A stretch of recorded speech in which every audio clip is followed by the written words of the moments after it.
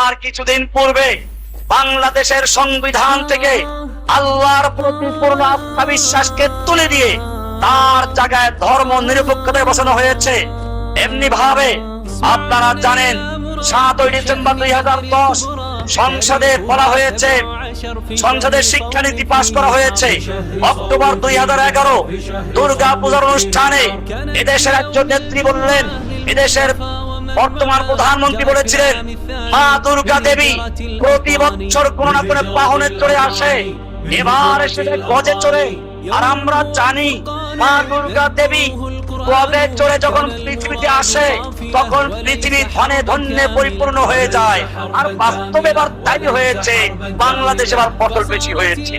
তার মানে হচ্ছে তার আকীদা, তার বিশ্বাস কি সুন্দর ভাবে তুলে ধরলো যে মা দুর্গা দেবী গজে চড়ে এসেছে বলে পৃথিবীতে ফসল বেশি হয়েছে। ও আমার জাতি মক্কার আবু জাহেল আবু লাহাবরাও এর যে ভালো আকীদা পোষণ করত, কোরআন পরিষ্কার বলেছে, ওয়ালা ইনসালতাহুম আন্নাতারা মিনাত তামায়ে মান ফাহিয়া বিহিল আরদু মিন বাদি মাউতিহা ফায়াকুলুন আল্লাহ। তুমি যদি ওই মক্কার কাফেরদেরকে আবু জাহেল আবু লাহাবদেরকে জিজ্ঞেস করো, আন্নাতারা মিনাত তামায়ে মান, কে আসমান থেকে পানি বর্ষণ করে, ফাহিয়া বিহিল আরদু মিন বাদি মাউতিহা, অতঃপর সেই পানির মাধ্যমে মৃত্যু জমিনকে শুকিয়ে চৌচির হয়ে যাওয়া জমিনকে আবার তরুতাজা ফসল উৎপন্ন করার যোগ্যতা দান করেন কে? কে ফসল উৎপন্ন করে? আল্লাহ বলতেন মক্কার আবু জাহেল আবু লাহাব উতবা সাইবা মক্কার কাফেররা পর্যন্ত বলবে ইয়াকুলুনাল্লাহ, এগুলো সব করেন কে? তাহলে বোঝা গেল মক্কার আবু জাহেল আবু লাহাবদের যে আকীদা ছিল তার চরম আকীদা এখানে প্রকাশ করা হয়েছে।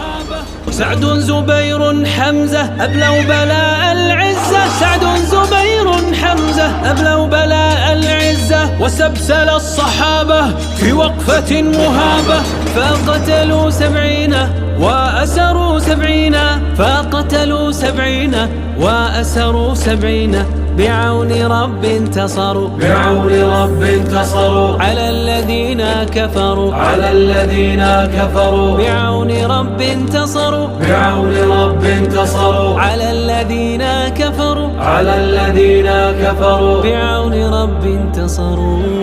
السلام عليكم ورحمة الله وبركاته.